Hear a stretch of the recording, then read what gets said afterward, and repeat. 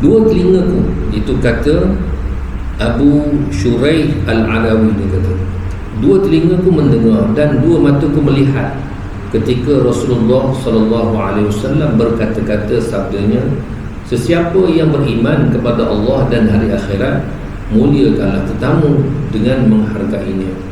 Mereka berkata, apakah penghargaan untuknya? Baginda bersabda, sehari semalam, manakala tempoh bertamu adalah 3 hari. Lebih dari itu, ia adalah sedekah untukmu. Baginda bersabda lagi, sesiapa yang beriman kepada Allah dan hari akhirat, ucapkanlah kata-kata yang baik atau diam.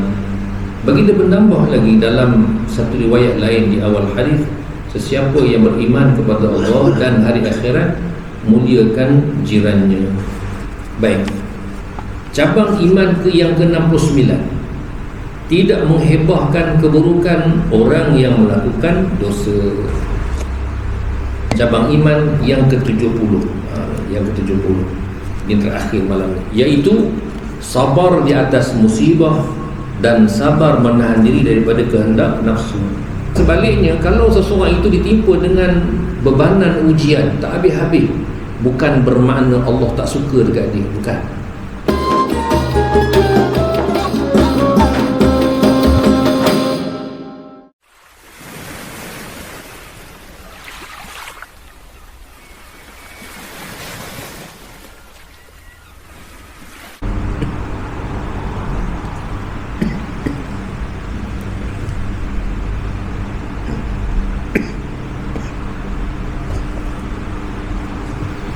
Bismillahirrahmanirrahim. Assalamualaikum warahmatullahi wabarakatuh.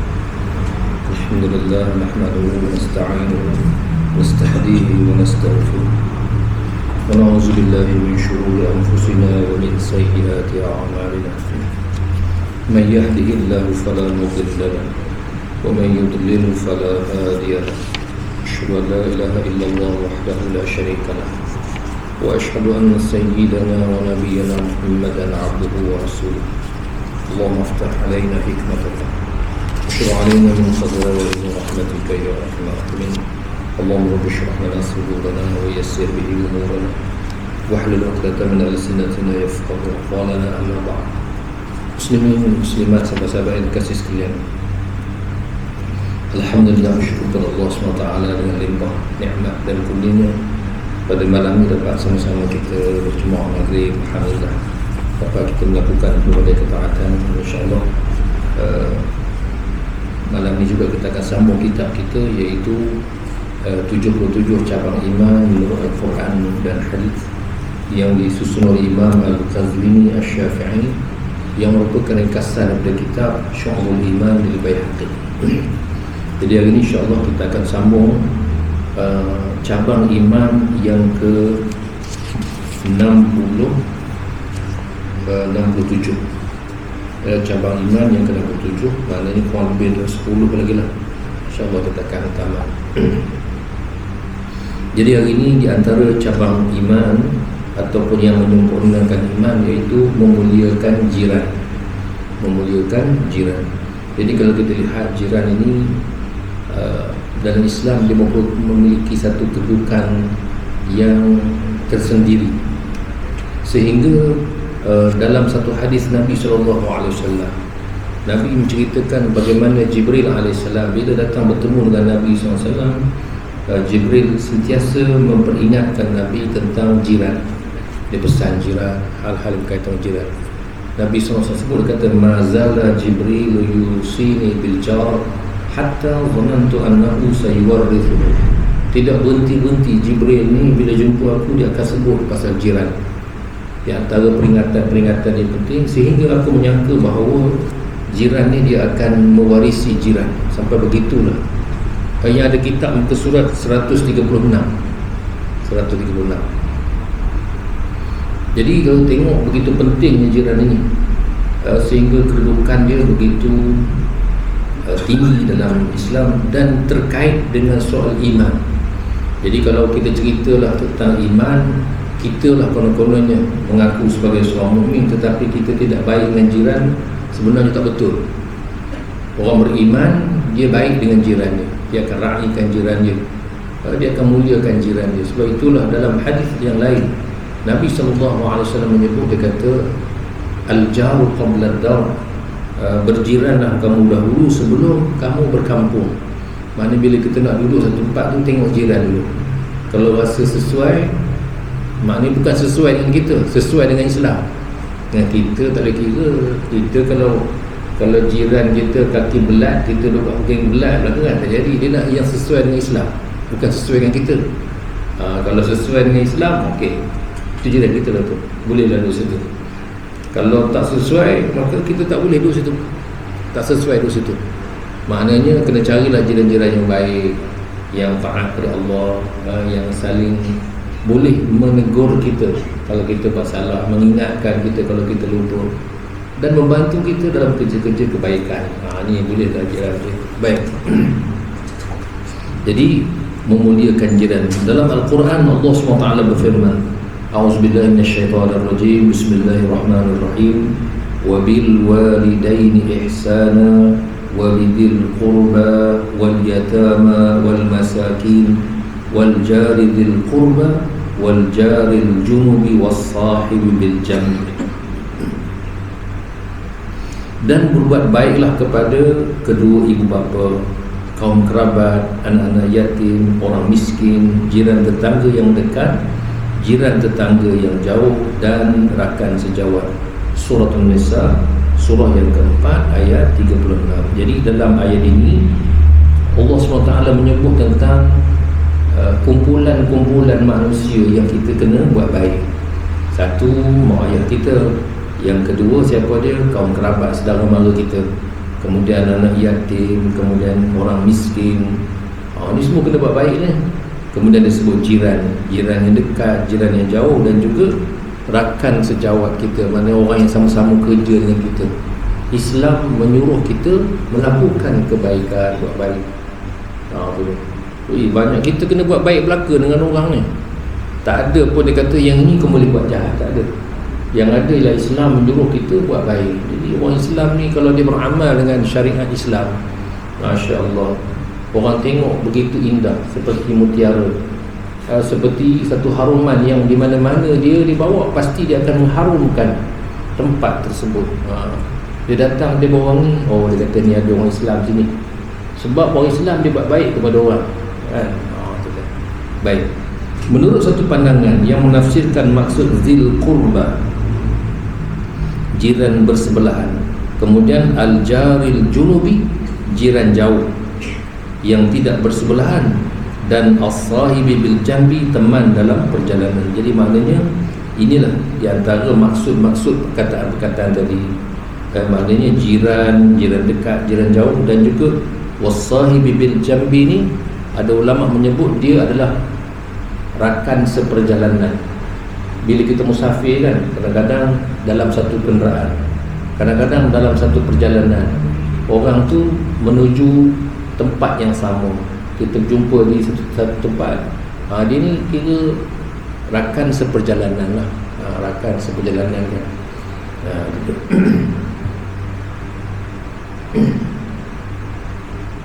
Diriwayatkan daripada Ibn Abbas, Mujahid, Qatadah, dan Al-Kalbi, Muqatil bin Hayyan, dan Muqatil bin Sulaiman, disebut kataan al-jaridil qurba ialah jiran yang mempunyai hubungan kerabat denganmu. Al-jaril junubi, iaitu jiran yang tidak mempunyai hubungan kerabat denganmu. Manakala as-sahibi bil jambi ialah teman dalam perjalanan. Muqatil bin Sulaiman menambah pada as-sahibi bil jambi dengan berkata, dia adalah teman dalam perjalanan dan tempat tinggal. Jadi ini di antara tafsiran ulama tentang beberapa kalimah. Satu ialah jiran ni, dia ada jiran yang ada hubungan kekeluargaan dengan kita. Dia jiran kita, dia kaum kerabat kita, dara kita lah, ipar ke apa ke. Ini dipanggil al-jaridul qurba. Kemudian al-jaril junub, jiran yang jauh ni dia tak ada hubungan apa-apa dengan kita. Dia jiran kita tapi dia tak ada hubungan keluarga. Ini jiran yang jauh. Dan as-sahibi bil jambi maksud ialah teman seperjalanan. Teman seperjalanan termasuk juga teman yang sama tempat tinggal. Itu dia. Pandangan yang lain pula kata diriwayatkan daripada Ali, Abdullah bin Mas'ud, Ibrahim dan selainnya radhiyallahu anhum tentang as-sahibi bil jambi adalah wanita. Begitu juga yang diriwayatkan daripada Sa'id bin Jubair daripada satu riwayat daripadanya, dan riwayatnya yang satu lagi menjelaskan ia adalah teman yang baik. Baik, keseluruhan pandangan ulama ni ialah tentang ayat surah An-Nisa ayat 36 itu, tentang kalimah-kalimah tu. Mana satu yang namanya wabidhil qurba, mana yang nama jarizil qurba, kemudian jaril junubi, kemudian as-sahibi bil jambi. Jadi itulah tentang istilah-istilah itulah yang menjadi perbincangan di kalangan mufassirin. Baik, daripada hadis pula, mana hadis yang suruh kita memuliakan tetamu ni? Hadis Aisyah, semoga Allah meridainya, dalam as-sahihain, annaha sami'at Rasulullah sallallahu alaihi wasallam yaqul ma zala Jibril yusini bil jari hatta zanantu annahu sayuwarrithuhu. Beliau mendengar Rasulullah SAW bersabda, Jibril selalu berwasiat kepadaku tentang jiran, sehingga aku sangka seorang jiran boleh mewarisi harta jiran. Hadis riwayat oleh Imam Bukhari dan Imam Muslim. Makna hadis ni ialah Jibril ni bila dia berjumpa dengan Nabi SAW, antara perkara yang dia tak putus-putus bagi ingatan tentang jiran, tentang jiran. Sampai Nabi SAW bila berjumpa dengan Jibril, oleh kerana kerap sangat peringatan itu, sehingga Nabi kata, aku ingat jiran ni boleh mewarisi jiran. Maksud dia ialah begitu hampirnya, macam jiran ni dia seolah-olah macam adik-beradik, macam keluarga. Kalau mati jiran dia, jiran sebelah ni boleh mewarisi hartanya. Hakikatnya tidaklah, tapi nak bayangkan begitu kerap Nabi berpesan sampai aku ingat dia ni saudara ke apa ke. Begitulah pentingnya isu yang berkaitan dengan jiran. Jadi apa dia? Maknanya ini semua ada kaitan dengan iman. Orang mukmin dia akan jaga dan memuliakan jiran. Syair dan ungkapan hikmah dengan sanad yang bersambung kepadanya. Al-Baihaqi memberitahu kami, Abu Abdullah Al-Hafiz memberitahu kami tentang memelihara hak teman. Abul Abbas A'sam menceritakan kepada kami, Syu'bah menceritakan kepada kami daripada Uthman At-Tanuhi, Muhammad bin Thimal menceritakan kepada kami, Abdul Razak menceritakan kepada kami daripada Ma'mar, daripada Az-Zuhri katanya, qala Abdullah bin Abbas radhiyallahu anhuma, salasatun la yukafi'uhum anni illa rabbul alamin, rajulun fasaha li fi majlisihi, wa rajulun takhattal halaqa wal majalis hatta jalasa ilayya, wa rajulun dzakara fil laili hajatahu qarani ahlan, fakadzalika la yukafi'u anni illa rabbul alamin. Abdullah bin Abbas, semoga Allah meridai kedua-duanya, berkata, 3 manusia yang aku tidak dapat balas ganjarannya melainkan Tuhan sekalian alam. Lelaki yang melapangkan tempat duduk buatku dalam majlisnya, lelaki yang menempuh halaqah dan majlis sehingga dapat duduk kepadaku, dan lelaki yang sentiasa memikirkan hajatnya di waktu malam lalu melihatku orang yang layak menyelesaikannya.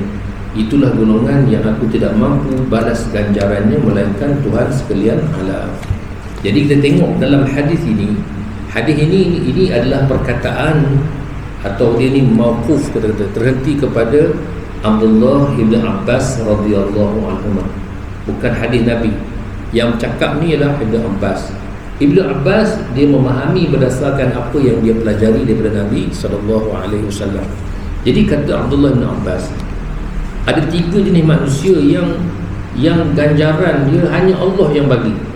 Begitu hebatnya 3 kumpulan ini, sehingga ganjarannya aku pun tak tahu, kata Nabi. Kata Abdullah bin Abbas, dia kata Nabi yang sebut, dia kata melainkan Allah Ta'ala yang balas. Yang pertama ialah iaitu orang laki-laki yang dia melapangkan tempat duduk bagi aku dalam majlis dia. Maknanya Nabi SAW datang dia lapangkan tempat untuk Nabi duduk. Maknanya orang ni sangat memuliakan Nabi SAW. Ini yang pertama. Maknanya orang ini Allah sahaja yang balas kebaikan dia. Yang kedua, laki-laki yang melalui satu halaqah, satu majlis ilmu, kemudian dia berhenti dan dia cari tempat yang hampir duduk dengan Nabi SAW.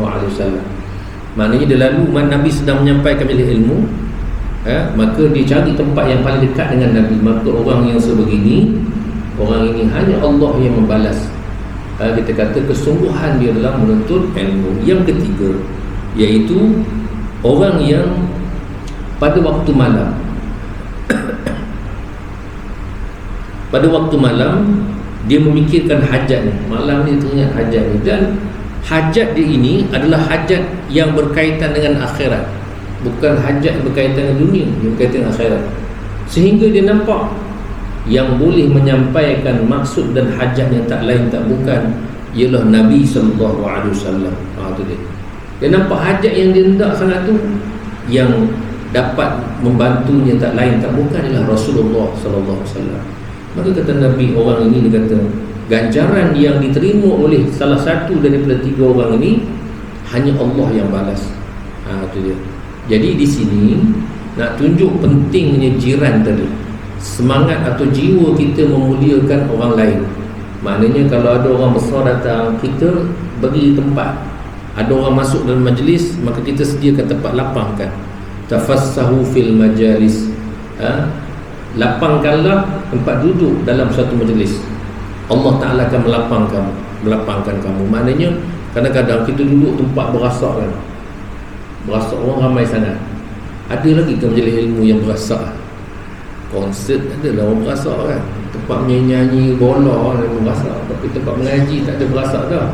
Boleh cari tiang 01 kan, cari tiang. Ini tiang saya ni, kata gitu kan. Bubuh nama, besok jangan lupa letak nama kat tiang 01, senang kan. Jadi tak berebut dah kan. Itu dia.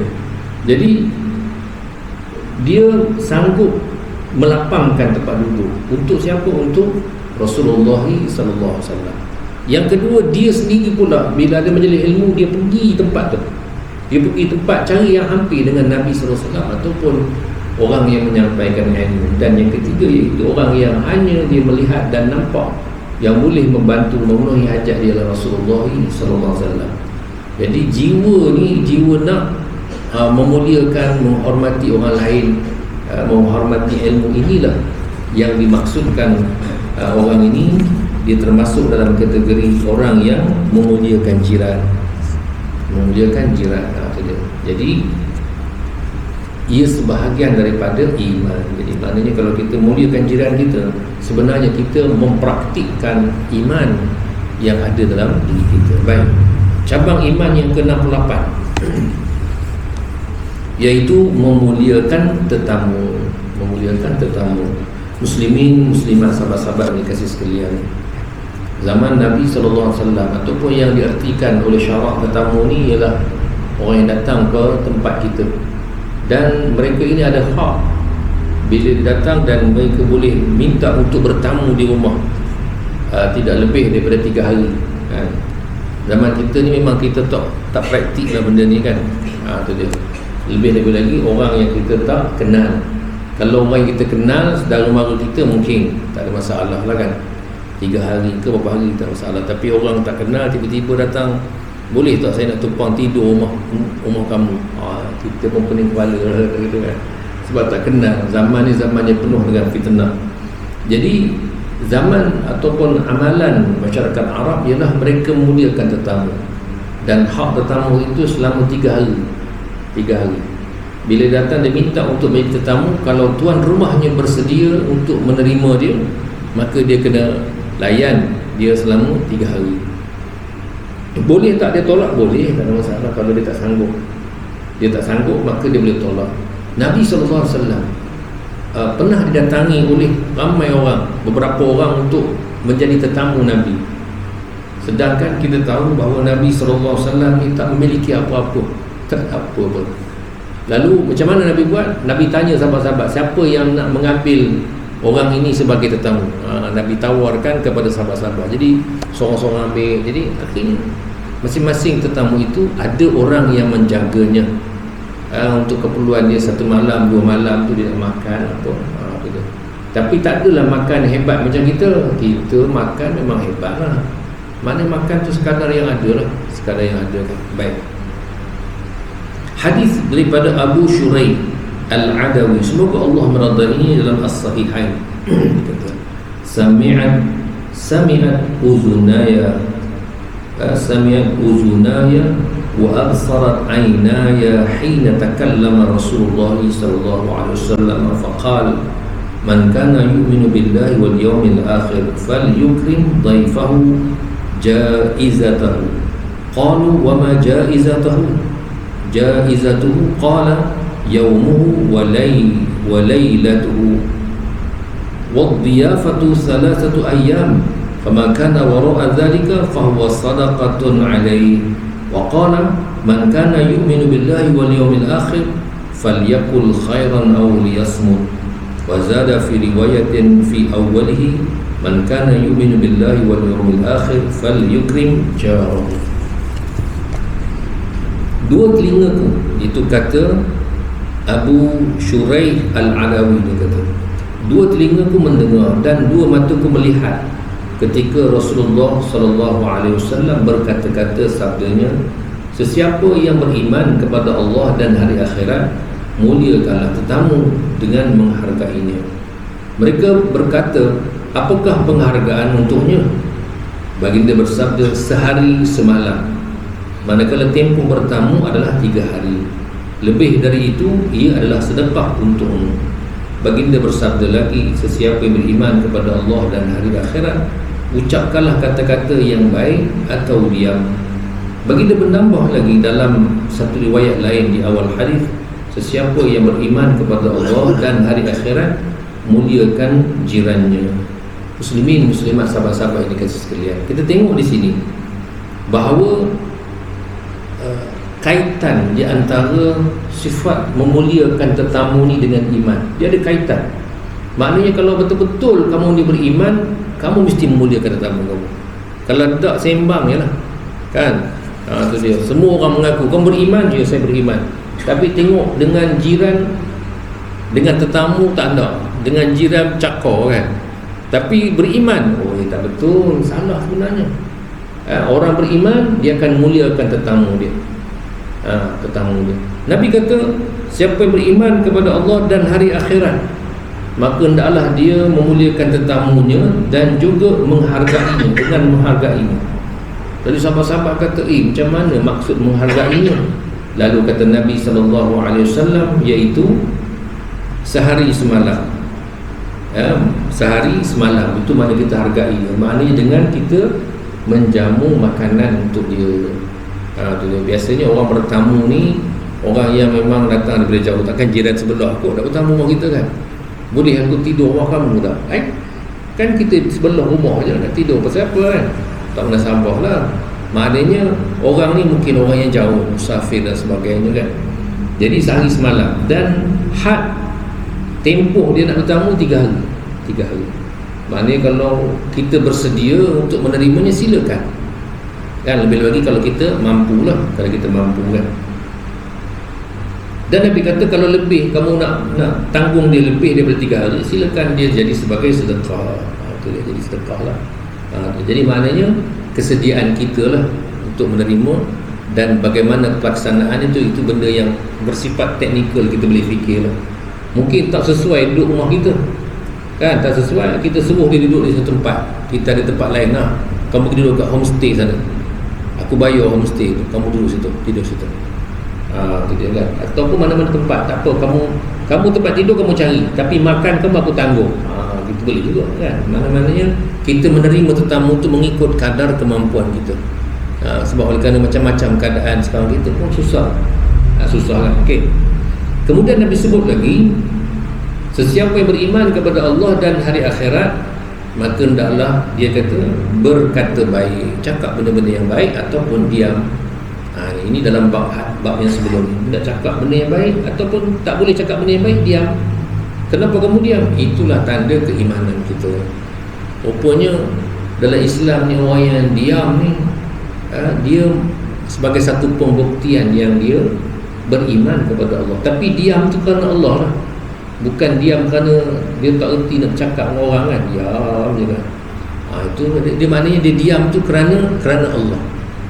Dia tak ada benda yang nak cakap. Benda kalau cakap macam tak ada faedah, bagus diam kan, bagus dia diam. Itu dia. Dan dalam hadis yang lain Nabi sebut, iaitu sesiapa beriman kepada Allah dan hari akhirat, maka hendaklah dia memuliakan jirannya. Jadi hadis ini dia rangkuman kepada beberapa hadis yang lain, dan hadis ini ada sahih yang diriwayatkan oleh Imam Bukhari dan juga Imam Muslim. Jadi kesimpulan dia, cabang iman yang ke-68, kita hendaklah memuliakan tetamu. Memuliakan tetamu. Itu dia kan. Baik. Cabang iman yang ke-69, tidak menghebahkan keburukan orang yang melakukan dosa. Tidak menghebahkan keburukan orang yang melakukan dosa. Muslimin, muslimat, sahabat-sahabat yang dikasihi sekalian, dalam sebuah hadis Nabi SAW menyebut, dia kata setiap anak Adam itu ialah orang yang melakukan kesalahan kan? Setiap anak Adam dia terdedah kepada kesalahan, dan sebaik-baik orang yang melakukan kesalahan ialah siapa dia? Orang yang bertaubat. Itu dia. Jadi maknanya nama manusia ni memang dia tak lepas dari silap. Mungkin macam-macam pengaruh yang membawa dia melakukan maksiat dan dosa. Kadang-kadang kelalaian dia, macam-macam sebab. Jadi dalam cabang iman yang ke-69 ni ialah orang-orang mukmin bila dia tahu seseorang itu melakukan dosa, orang itu jahat dan sebagainya, bila tidak menjadi keperluan, dia tidak akan menghebohkan keburukan orang itu. Tidak menjadi keperluan. Sebab bila hebohkan benda tu, dia dah masuk bab apa? Masuk bab mengumpat. Dan mengumpat ini dia ada yang diharuskan. Tetapi secara umum kita kata, kalau tak ada keperluan, maka kamu tak perlu nak hebohkan. Walaupun orang itu orang jahat. Ni kadang-kadang orang tu lalu depan kita. Dia lalu je, bukan buat apa pun. Kita pun tengah duduk 2-3 orang tu, itu jahat tu, dia ni mencuri ni, dia lalu je depan kita. Yang perbuatan jahatnya itu satu ketika dahulu, dan mungkin dia dah selesaikan dengan orang itu, atau dia telah pun menerima hukuman, ataupun dia telah bertaubat. Maknanya kita memang kejahatan dia jahat dulu, dia buat satu benda yang tak elok, dan perbuatan tersebut mungkin dah selesai dah. Dah selesai, dia dah ditangkap, dia dah dihukum dan sebagainya. Jadi kenapa perlu kita sibuk lagi cerita dia dulu jahat gini? Tak perlu. Orang mukmin dia takkan begitu. Apatah lagi bila tidak menjadi keperluan, melainkan kalau kita menjadi saksi di mahkamah, atau kita nak adukan kepada pegawai perubatan, ataupun kita nak buat laporan aduan, itu tak salah. Tetapi yang saja-saja pergi cerita ni dia ni dulu, itu semua dia cerita orang. Orang semua salah. Ada je salah orang. Dalam ramai-ramai ni yang paling baik akulah. Dia seorang yang paling baik kan. Jadi itulah manusia ni. Orang beriman dia takkan buat macam itu. Dia takkan cerita benda macam tu. Walaupun dia tahu orang itu orang yang jahat, dia takkan cerita kalau tidak menjadi keperluan. Jadi ini di antara bukti keimanan, tidak menghebahkan keburukan orang yang melakukan dosa. Kita tak hebahkan. Dia buat dosa dah. Kalau kita sepatut kita tegur dia. Kalau patut kita buat laporan, buat laporan. Begitu. Firman Allah Subhanahu wa taala, a'udzubillahi minasyaitonir rajim, innal ladzina yuhibbuna an tashi'al fahishatu fil ladzina amanu lahum 'adzabun alimun fid dunya wal akhirah. Sesungguhnya orang yang suka menghebah tuduhan yang buruk di kalangan orang yang beriman, bagi mereka azab yang tidak terperi sakitnya di dunia dan di akhirat. Surah Nur ayat 24, surah 24 ayat 19. Kita tengok zaman ini, zaman media baru ni kan, orang masuk dalam TikTok, masuk dalam apa-apa, dia cerita buruk orang. Ni yang jahat ni. Terutamanya saling, bila dia ada maksud nak menjatuhkan, nak memburukkan imej seseorang, dia ceritalah dia ini begini-gini. Dia cerita macam dia tahu semua. Sekarang soalannya ialah, apa keperluan kamu cerita situ dalam media sosial? Apa keperluan? Tak ada keperluan sebenarnya. Keperluannya ialah kerana dia dapat duit. Dia ni diupah untuk cari dan mendedahkan, menghebohkan supaya orang nampak seseorang itu jahat. Kadang-kadang tak jahat pun, asalkan nampak dia jahat, udah begitu. Jadi kerja-kerja macam ini orang beriman takkan buat. Dia takkan buat kerja macam itu. Kalaupun orang itu jahat, dia buat dosa, yang berhak menghukum dia ialah pihak berkuasa, bukan kita yang pandai-pandai pergi cerita dalam media sosial. Sebab itu bila kita buka-buka, kita tengok ini cerita buruk orang, dah tutup. Sebab nanti kita punya tumpang sekaki, kan? Kita pula dapat saham sebab kita pun sama-sama tonton. Tinggalkan perbuatan-perbuatan menceritakan keburukan orang lain. Tinggalkan. Ini bukan sifat orang mukmin, kecuali kalau menjadi satu keperluan, supaya orang tahu, untuk iktibar, dan juga supaya orang tak tertipu, kan? Itu dia. Jadi Allah Ta'ala sebut dalam ayat ini, orang yang suka membuat tuduhan dan cerita-cerita tak baik terhadap orang mukmin, mereka ini akan mendapat azab yang perit di dunia dan di akhirat. Yang suka buat kerja ni orang kafir dan juga orang munafik, dia suka buat kerja ni. Orang kafir dia sabkan kepada orang munafik. Orang munafik ambil tender tu, dia buat kerja ni. Dia carilah keburukan orang Islam yang lain, dia hebahkan. Ya Allah, Ya Rabbi. Pelik sungguh, kan? Sedangkan kita pelik, kita tengok orang bukan Islam, dia tak cerita buruk kawan dia. Dia tak cerita. Tak ada dia masuk dalam TikTok ke, masuk dalam apa, dia cerita kawan dia ni bangsa sama, ini buat gini, judi, gini, menipu. Dia tak cerita. Yang popular dan yang banyak melakukan kerja ini ialah orang Islam terhadap orang Islam yang lain. Cerdik dah orang Islam ni, tak cerdik sebenarnya. Patutnya kita saling memelihara aib saudara kita. Itu dia. Sesiapa yang menyembunyikan aib saudaranya di dunia, Allah Ta'ala akan tutup aibnya di akhirat. Tapi dia dedahkan, bercerita supaya orang nampak seseorang itu sebagai orang yang tidak baik. Dan kadang-kadang ceritanya pun tak betul, dah jadi fitnah pula, kan? Jadi fitnah pula. Kadang-kadang saja dikerat sana kerat sini, cantumkan supaya nampak benda tu macam betul, kan? Kadang-kadang istilah tu ditukar. Jadi bila tukar perkataan yang baik ditukar pada perkataan yang jahat, maka jadilah orang tu jahat. Inilah kerja manusia pada hari ini. Mereka suka makan bangkai saudara dia. Dia suka makan, kan? Ayuhibbu ahadukum ayyakula lahma akhihi mayitan fakarihtumuh. Allah Ta'ala sebut, adakah kamu seseorang ni suka makan bangkai saudaranya? Tentulah kamu tak suka. Dia suka mengumpat orang, kan? Suka cerita macam itu. Ya Allah, inilah sebab orang Islam Melayu ni dia tak boleh nak membangun, nak membina. Sebab apa? Penyakit ni ada dalam diri dia. Patutnya kita saling memaafkan. Bila ada, tak apalah, lebih kurang ambil lah, kamu ambil. Tak apalah, saya rugi sikit pun tak apa, kan? Kita mungkin ada benda lain lagi yang kita berjumpa dan boleh berurusan. Bahagian ni mungkin saya kurang, mungkin bahagian lain saya akan dapat. Kenapa yang kita nak pelik sangat? Kita ada syurga dan pahala, kita ada dosa, kan? Jadi kita tolak tarik gitu je lah. Tak apalah, mudah-mudahan saya maafkan kamu, dan Allah Ta'ala kurniakan ganjaran pahala untuk saya, gitu. Selesai lah kita, kan? Baik. Daripada hadis, iaitu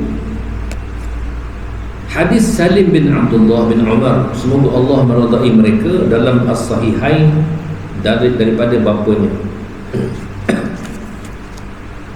Al-Muslim akhul Muslim, la yazlimuhu wa la yuslimuhu, wa man kana fi hajati akhihi kana Allah fi hajatihi, wa man farraja an mu'minin kurbatan farraja Allah anhu biha kurbatan min kurabi yaumil qiyamah. Wa man satara musliman satarahu Allah yaumal qiyamah. Seseorang muslim adalah saudara kepada muslim yang lain. Dia tidak boleh menzalimi dan membiarkannya dizalimi. Sesiapa yang membantu menyempurnakan hajat saudaranya, maka Allah menyempurnakan hajatnya. Sesiapa yang melepaskan suatu kesukaran daripada seorang mukmin, Allah akan melepaskan kesukaran pada hari kiamat daripadanya. Sesiapa yang menutup aib seorang muslim, Allah akan menutup aibnya pada hari kiamat. Hadis riwayat Imam Bukhari dan Muslim. Yang poin penting tadi ialah bila seseorang itu menutup aib saudara dia di dunia, maka Allah akan tutup aibnya di akhirat. Itu dia. Kadang-kadang kita tahu tentang sesuatu maksiat yang dilakukan oleh seseorang, kita tahu sama ada secara sengaja atau tak sengaja, kita tahu. Tetapi tak ada keperluan kita nak dedahkan, maka kita diam. Dan kita diam, kita anggap bahawa kita sendiri lagi banyak aib kita kalau nak didedahkan. Kenapa yang kita sibuk nak dedahkan aib orang? Kita sendiri banyak cacat celanya kan, banyak sangat keburukan, banyak betul dosa. Jadi tak perlu kita nak sibuk cari dan sebut tentang dosa orang lain, tak payah. Dosa kita pun banyak. Kata aku tak ada masa nak cerita pasal dosa-dosa orang ni kan. Kalau Allah Ta'ala dedahkan dosa aku ni, ya Allah, ya Rabbi, itu dia. Kata Imam Ahmad rahimahumullah, dia kata, kalaulah kamu tahu tentang kekurangan aku dan dosa aku, pasti dia kata kamu akan taburkan tanah di atas kepala aku. Kadang-kadang orang yang bercakap, orang yang bagi nasihat, bagi motivasi ke orang, nampak macam hebat benar dia. Kadang-kadang dia mungkin seorang ustaz, seorang ulama, nampak macam hebat. Tapi kata Imam Ahmad, dia kata, kalaulah kamu tahu kelemahan aku, keburukan aku, dan kamu tahu tentang dosa aku, pasti kamu akan ambil pasir tabur atas kepala aku. Cakap ni pandai. Itulah nak tunjuk begitu tawaduknya Imam Ahmad. Jadi kita pun kena macam itu. Yang kita sibuk nak pergi cari aib orang, nak cerita aib orang, pasal apa? Sedangkan aib kita dan keburukan kita begitu banyak kalaulah didedahkan kan. Jadi alhamdulillah Allah Ta'ala tutup aib kita. Jadi janganlah kita pergi cari dan dedahkan aib orang. Itulah dia adab dia. Kenapa? Sebab iman. Sebab kita ada iman, kita tak cerita aib orang. Itu dia. Tanya orang lain lah, saya tak tahu. Saya tak tahu. Baik.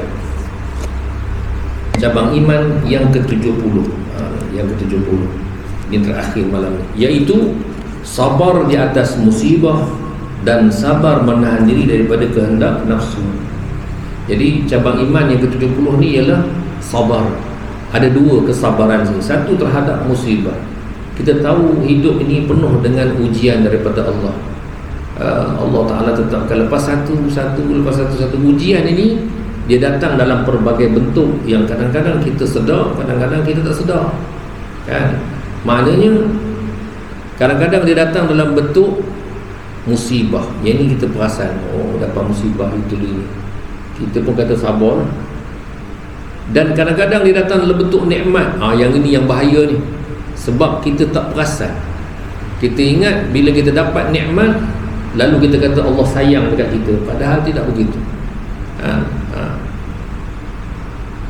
Wa amma idza mabtalahu rabbuhu fa akramahu wa na'amahu fa yaqulu rabbi akraman.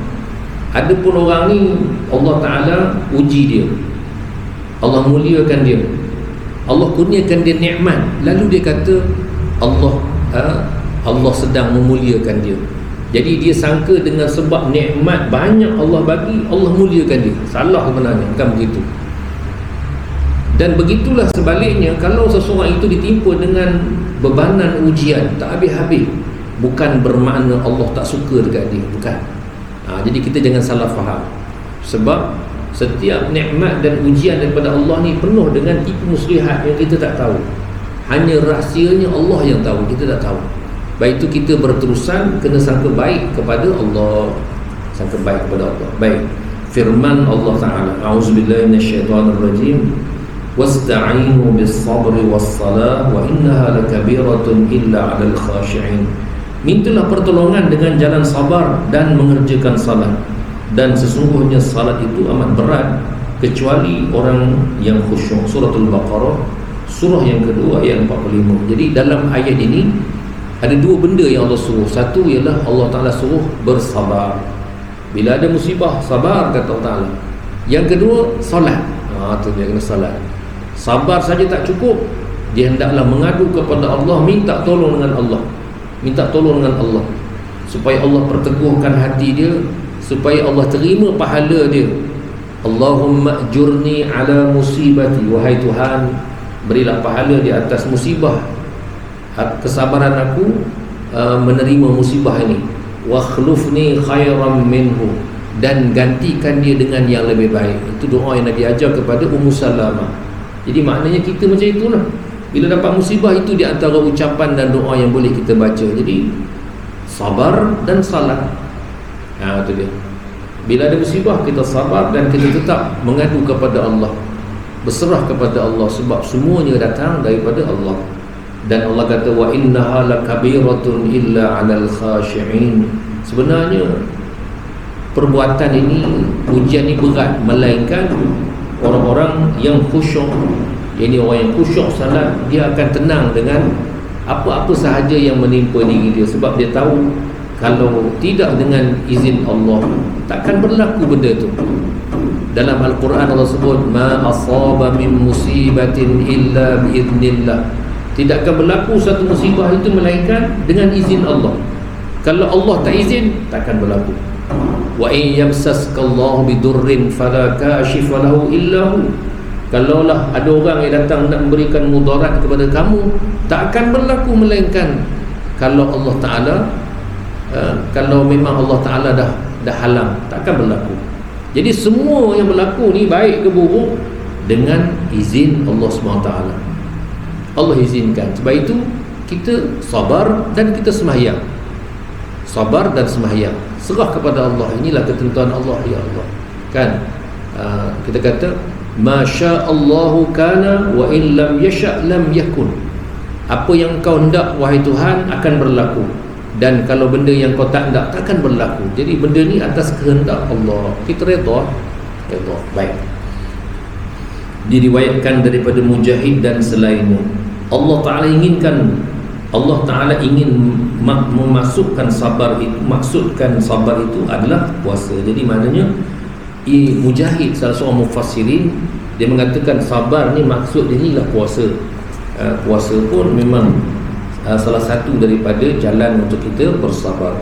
Firman Allah Ta'ala, a'udzubillahi minasyaitonirrajim, wa basyiris sabirin alladhina idza asabathum musibah qalu inna lillahi wa inna ilaihi raji'un ulaika alaihim salawatun min rabbihim wa rahmah wa ulaika humul muhtadun. Berilah kabar gembira kepada orang yang sabar, iaitu orang yang apabila mereka ditimpa oleh sesuatu kesusahan, mereka berkata, sesungguhnya kami kepunyaan Allah dan kepadanya lah kami kembali. Mereka itulah orang yang dilimpahi dengan kebaikan dari Tuhan mereka serta rahmat, dan mereka itulah orang-orang yang mendapat petunjuk hidayahnya. Surah Al-Baqarah, surah yang kedua, ayat 155 hingga 157. Jadi dalam ayat ini Allah kata, berilah kabar gembira. Orang yang macam mana? Bila dia mendapat satu musibah, lalu dia ucap apa dia? Inna lillahi wa inna ilaihi raji'un. Mana apa-apa musibah, kematian, kemusnahan dan sebagainya, itulah ucapannya. Air tak ada, kata, inna lillahi wa inna ilaihi raji'un. Dah ada air belum ni? Macam tuan-tuan tak ada air ke Betok Rabik ni? Ada air? Oh, tak ada tuan-tuan. Belakang saya ni banyak air, ambil lah ke belakang. Kalau orang Betok Rabik kata tak ada air, pelik sungguh lah kan. Padahal sungai besar belakang ni, ya Allah, tak ada air Betok Rabik, bohong tu kan. Baik, jadi ucapannya ialah inna lillahi wa inna ilaihi raji'un. Dan dengan sebab kesabaran dan ucapan itu, Allah balas dia dengan apa? Selawat daripada Tuhan dan juga rahmat, dan mereka mendapat hidayah daripada Allah Subhanahu wa ta'ala. Kemudian Allah sebut lagi, innama yuwaffas sabiruna ajrahum bighairi hisab. Sesungguhnya orang yang bersabar sahaja yang akan disempurnakan pahala mereka dengan tidak terkira. Surah Az-Zumar, surah 39 ayat 10. Jadi mana orang yang bersabar ni, memang sabar ni begitu besar fadilat dia, sangat besar. Senang sebut, nak buat susah, tapi ganjarannya cukup besar, sampai Allah kata, aku akan balas orang yang sabar ni dengan balasan yang tak terkira. Banyak aku akan bagi, hanya dengan sebab dia sabar. Sebab itu ulama sebut sabar tu ada tiga. Satu, sabar taat perintah Allah. Yang kedua, sabar meninggalkan larangan Allah. Dan yang ketiga, sabar dalam menghadapi ujian daripada Allah Subhanahu wa taala. Oh, kena sabar ni kan.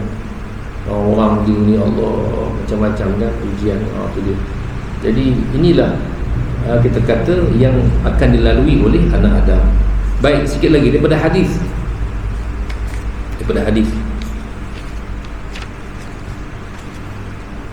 Hadis Abu Sa'id Al-Khudri, semoga Allah meridainya, dalam As-Sahihain. Ja'a unasun minal ansari fasa'alu Rasulullah sallallahu alaihi wasallam fa'atahum. Qala faja'ala la yas'aluhu ahadun minhum illa a'tahu hatta nafida ma 'indahu. Thumma qala lahum hina anfaqa kulla shay'in 'indahu ma yakunu 'indana min khairin falan nadakhirahu 'ankum. فإنه من يستعفف يعفه الله ومن يستغني يغنيه الله ومن يتصبر يصبره الله ولن تعطوا عطاء خيرا وأوسع من الصبر. Sekumpulan Ansar datang dan meminta sesuatu kepada Rasulullah SAW. Lalu baginda memberinya kepada mereka. Beliau berkata, tiada seorang pun dari kalangan mereka yang meminta sesuatu kepada baginda, melainkan baginda memberinya, sehingga tiada apa yang tinggal di sisi baginda. Kemudian baginda bersabda kepada mereka setelah menginfakkan semua yang ada padanya tadi, apa jua kebaikan yang ada pada kami, kami tidak akan menyimpannya daripada kamu. Sesiapa yang menjaga maruah dengan tidak meminta-minta, nescaya Allah akan menjaga maruahnya. Sesiapa yang tidak bergantung harap kepada manusia, nescaya Allah akan menjadikannya tinggi harga diri. Sesiapa yang berusaha untuk bersabar, nescaya Allah akan menurunkannya sabar. Kamu tidak diberi sesuatu pemberian yang lebih baik dan besar berbanding dengan sabar. Hadis riwayat Imam Bukhari dan Muslim. Apa maksud di sini ialah, satu ialah kemurahan Nabi SAW. Orang datang Nabi bagi semua dapat. Kemudian Nabi menyebut tentang peringkat-peringkat manusia. Yang pertama, orang yang menjaga maruah dia. Siapa dia orang menjaga maruah? Orang ni dia tidak meminta-minta. Walaupun dia susah, dia tak minta ke orang. Orang ni, oleh kerana dia menjaga maruah dia, Allah jaga maruah dia. Tu dia. Memang sebenarnya orang yang benar-benar miskin, dia tak minta ke orang. Dia tak minta ke orang. Tu dia.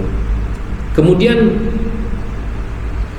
sesiapa yang tidak bergantung kepada manusia ataupun tidak bergantung kepada makhluk, maka Allah Ta'ala akan tinggikan harga diri dia, maruah dia Allah akan angkat. Dia tak bergantung kepada makhluk, dia hanya bergantung kepada Allah. Ada, tak ada sudah, dia tak ada masalah. Sebab dia yakin Allah Ta'ala yang menentukan rezeki dia. Orang ni Allah angkat darjatnya.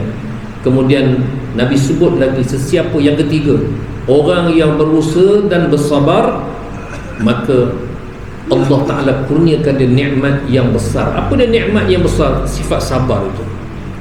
Jadi sebenarnya siapa yang ada kesabaran, sebenarnya Allah telah pun beri kepada dia satu benda yang cukup besar nilai. Sabar itu satu hadiah dan anugerah yang besar. Tu dia. Siapa dapat tu, ya Allah ya Rabbi, memang tinggilah kedudukan dia di sisi Allah Ta'ala. Anugerah yang besar lah. Tak semua orang dapat kan, tak semua orang dapat. Satu keistimewaan. Baik itu, mari kita kuatkan kesabaran kita. Baik, hadis yang akhir berkaitan dengan ini, dia kata hadis Abdullah bin Mas'ud, semoga Allah meridainya, dalam As-Sahihain juga katanya, dakhaltu ala Rasulillah sallallahu alaihi wasallam wa huwa yu'iku wa'kan shadidan faqultu innaka latu'aku wa'kar rajulain faqala ajal u'iku kama yu'iku rajulani minkum qala faqultu dzalika bi anna laka ajraini qala ajal wa ma min muslimin yusibuhu azan min mardin fama siwahu illa hattallahu bihi min sayyiatihi kama takhuttu asy-syajara waraqaha. Kami masuk menemui Rasulullah sallallahu alaihi wasallam yang sedang demam panas. Aku berkata, sesungguhnya kamu sedang ditimpa demam dua orang lelaki. Baginda bersabda, ya. aku ditimpa demam 2 orang lelaki dalam kalangan kamu. Beliau menyambung, aku berkata lagi, ini berlaku kerana bagimu 2 pahala. Baginda bersabda, benar. Tiada seorang Muslim yang ditimpa sesuatu yang menyakitkan seperti penyakit, dan selain itu melainkan Allah menggugurkan dosa-dosanya seperti sepohon pokok menggugurkan daunnya. Jadi hadis ini cerita tentang Nabi kita, Nabi Muhammad SAW. Satu ketika, dan ini mungkin di penghujung hayat Nabi, Nabi demam, sangat-sangat demam, panas betul. Bila sahabat masuk kepanasan Nabi ni sama kepanasan 2 orang. Maknanya double, bukan makan roti canai double, ni double demam. Demam tu double, panas sungguh. Lalu kata Nabi, betul, sungguh panas tu, macam panas 2 orang. Lalu kata sahabat, wahai Rasulullah, kamu ni akan dapat 2 ganjaran pahala, 2 kali ganda pahala. Kata Nabi, betul. Nabi kata betul. Itu dia, Nabi benarkan perkataan sahabat. Dan Nabi sebut, dia kata, tidak ada orang Islam yang dapat penyakit, melainkan dengan sebab penyakit tadi Allah gugurkan dosa-dosa dia. Jadi maknanya penyakit ni penyebab dosa tu digugurkan. Seperti mana daun yang luruh daripada pokok, kan pokok tu sama masa luruh daun dengan yang tua-tua tu.